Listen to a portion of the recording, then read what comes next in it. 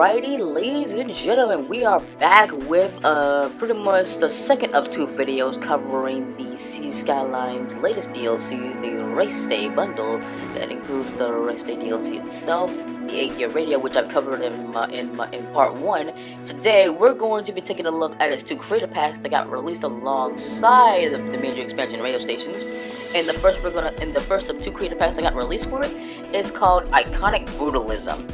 So yeah, this creator pack was created by Brutalism, if I'm pronouncing that right. So the description goes as follows.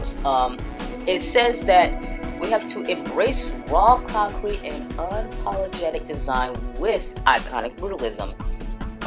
This content creator pack celebrates the iconic architectural movement defined by geometric forms, functional design, and momentum presence. And I'm just saying, this is all set for yourself. With a focus on civil structures, these buildings give you a city of Austrian modern design with a timeless sense of strength.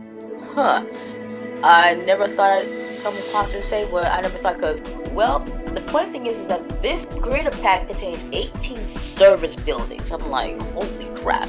Even though they're not displayed in the footage you're seeing here, I only managed to put down the plazas and the unique buildings that are added with it. But you can tell that Brutalism was able to manage to make do and put in loads of effort into making these iconic buildings. And these are not just fictional buildings, these are actually based on what this happened in life. You can tell that there are various architects in today's age can come up with some of the most weirdest building designs, weirdest and even odd and even peculiar. Like, it got you curious and like, what was the brains behind this architect? How come these buildings came out the way they did? And once again, can they hold up in case of natural disasters, that is? But yeah, there are way more service buildings in this game. In fact, it turns out there are over 18 service buildings, 5 unique buildings, and 3 plazas. Yeah, 18 service buildings. This definitely calls for me to have to go back and, this has to go back and might have to do a city build that involves these service buildings. If it fits with a certain district style, that is. More on that later, because let's be truthful here. I looked at some of these buildings, they're just crazy. In fact, the unique buildings that I've entered place in the footage is the Brutalistic City Hall, the Brutalistic Theater, Brutalistic Office Building, Brutalistic Stack Towers, yes, those were goddamn stack towers, that's crazy, and the Brutalist Clover Building, yes. Brutalism is an adjective here. Every building that are added in the game, it would have the adjective brutal on it, because look how it looks, bro! It's just crazy that, once again, to this day, content creator packs always bring something to the table in terms of what they can bring in terms of this game overall. This game is 11 years old, and they're still bringing lots into the pack. The plazas also goes as follows: a Fountain Plaza, Elevated Plaza, and a Sunken Circle Plaza. Yeah, that once again, it is crazy. In fact, once again, if I can mention the service buildings, they even went as far as to get oil power plants, water towers, water treatment plants, garbage incinerators, medical clinics, crematoriums, hospitals, fire stations, police stations, elementary schools, high schools, colleges, libraries, and even metro stations. I hope you're getting all that, because that is a lot to take in for one creator, Brutalism, who managed to pull off.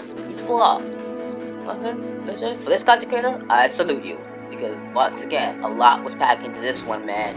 And once again, it is bundled with the Race Day, but you can get this creator pack separately for at least for $6. Yes, possibly $6. You can get it separately, or you can get it with the bundle. That's pretty much $24, or pretty much you can convert it to your own US currency from wherever you're viewing this from. Whether you're in the US or outside the US, doesn't matter.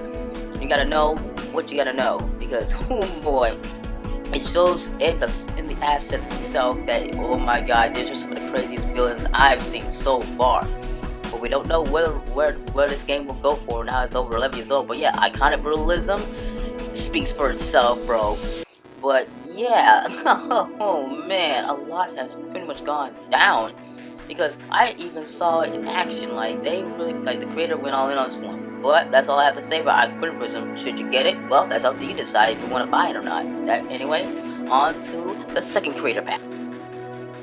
Speaking of the second creator pack, we have Renewed History by content creator Rum, and as the description goes as follows: we can transform our skyline with Renewed History, a content creator pack inspired by modern architecture and balances history and progress.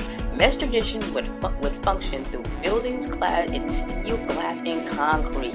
This pack explores the contrast between old and new with structures that complement traditional architecture. Create neighborhoods where modern development and historical preservation coexist beautifully. Well, and pretty much in some sorts, it's basically it's like keep the old but build within the new, because oh boy, I don't know what Brum was cooking here, but damn, I can see the old buildings, but you build within them the new buildings, because there are actually 6 surface buildings this time, but 12 unique buildings. They're so damn tall. These unique buildings are so damn tall that I had to put them in my pretty much how you say my Shops of Shibuya district for this one, because they are so damn tall. Oh my god, I mean, take a look, man. You can tell once again, you basically have to keep the old, which is grounded, but build upon it with new style. Like, once again, this is actually something that's based in real life. You keep the old buildings, but you gotta add something else to it. This is something I didn't expect, since not only we're getting 10 parks, like there's lots of parks. You can probably see them in the district as being showcased. Some of them even basketball courts, maybe tennis courts, maybe, I don't know. But yeah, a lot was put into this one. Once again, both this and the iconic Brutalism has something to offer, man. But once again, Brum cooked here, man. This man cooked it. Goddamn, I don't know. Holy groly moly! I'm looking at these buildings like, god dang, man. Like, can't any of these get any taller than this? I mean, we know we got such a liberty and everything, like since the base game. But damn, man, these, like I said, content characters just been looking through well, looking up.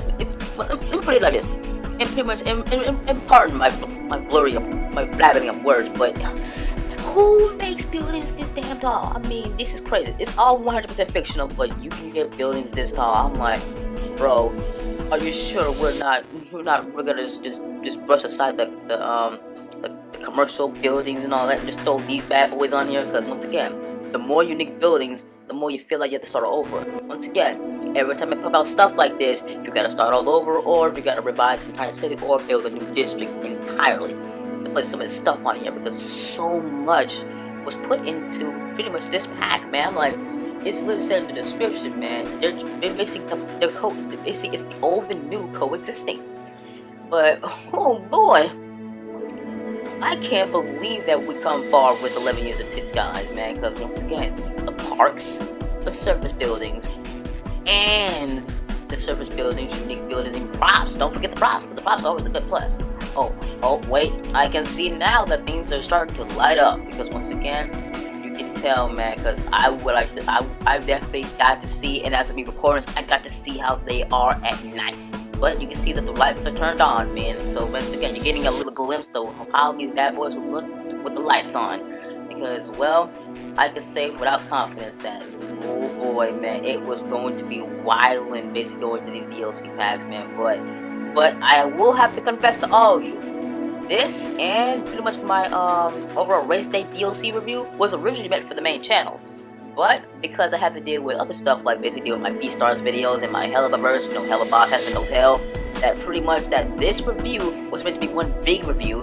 But because, I got the gaming channel, I had to make the big decision to make it a 2-part video to basically end places on the gaming channel.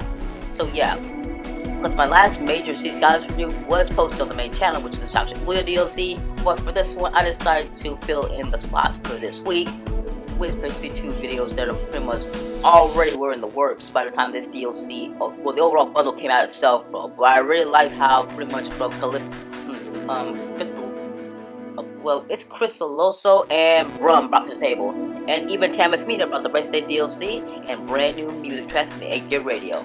But yeah, man, that's all I have to say for the Race Day bundle as a whole, including pretty much Race Day, 8-Gear, Iconic Brutalism, and Renewed History. These are definitely some well with the packs you want to get it, but that's up to you to buy them. Anyway, that's all I have for pretty much this newest addition to City Skylines. well, all I say is happy birthday, City Skylines, and keep trotting on. Anyway, that's all I have. Peace.